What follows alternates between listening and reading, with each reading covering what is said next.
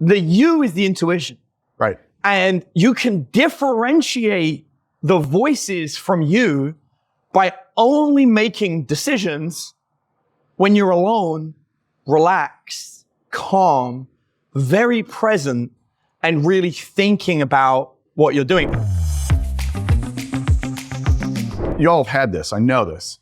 You're in the shower and all of a sudden you come up with something really amazing. That right there is you getting into your creative spot and being able to calm yourself down. You don't have phone calls, you don't have text messages, you don't have any of that stuff going.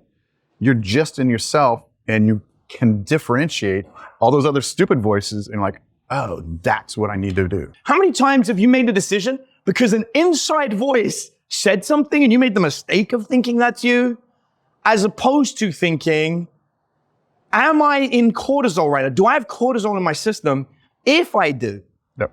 what can I do to reduce the cortisol, bring back my intuition, Yep. and make a decision based on that higher level? Because now you're playing in a different field.